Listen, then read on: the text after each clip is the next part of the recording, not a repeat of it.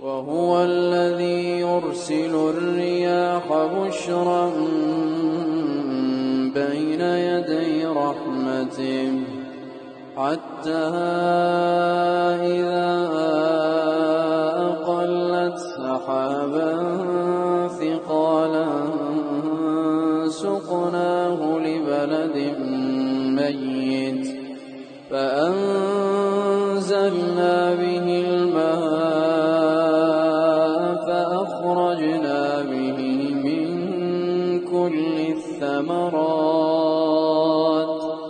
فأخرجنا به من كل الثمرات